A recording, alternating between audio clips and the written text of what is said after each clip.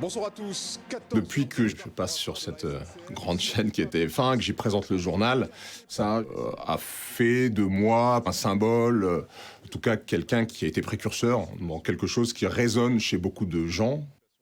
La Légion d'honneur, ça a été une surprise et j'ai été aussi surpris d'être fier.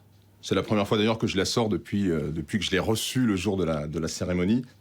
Pour le symbole que c'est, pour ce que ça pouvait représenter autour de moi, ça m'a touché plus que je m'y attendais.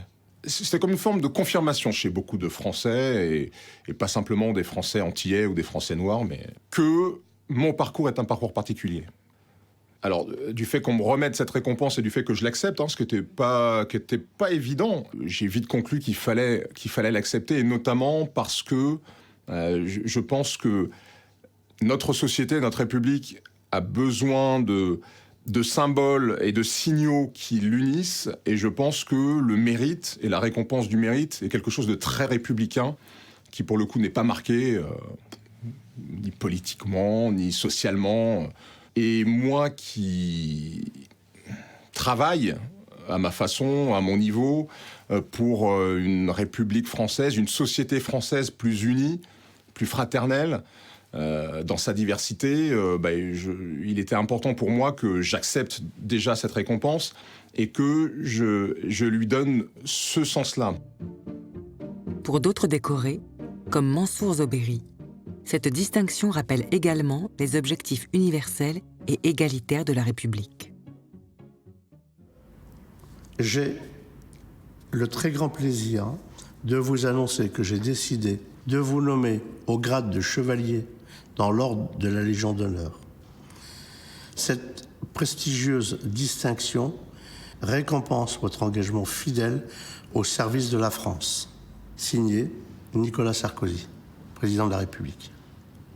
Et je travaillais dans une association qui s'occupait des populations immigrées de Rhône-Alpes. J'ai commencé d'abord aux Minguettes, au moment où les choses allaient mal. Ce que l'on a pu voir comme émeute, c'est ce qui fait que j'étais amené à servir un petit peu de médiateur à l'époque. Moi, j'appelle ça le passeur, pour essayer de faire en sorte que les parties prenantes, les communautés puissent se parler et dialoguer dans le calme. En fait, il y a un lien depuis les Minguettes jusqu'à ce que je fais aujourd'hui, puisque j'ai un poste qui s'appelle donc la direction de la promotion de la diversité, de l'égalité professionnelle et de l'inclusion. Qu'on soit issu de communauté, qu'on soit une femme, qu'on soit un homme, qu'on soit un homosexuel. Voilà. Je pense que là, il faut lutter contre toutes les formes de discrimination, permettre l'égalité des chances aussi. Mon père, qui était souffrant, disait à ma fille et à mes nièces, à ses petits-enfants, voilà, je suis à la fin de ma vie, et quand je lui ai appris qu'il y avait eu cette lettre, je lui ai lu la lettre, il a dit « Je ne partirai pas tant que Mansour ne sera pas décoré ». Mon père était ouvrier du bâtiment, donc pas très fortuné, donc il a mis tout ce qu'il pouvait justement dans mon éducation. Je pense que c'est comme si c'était lui qui la recevait.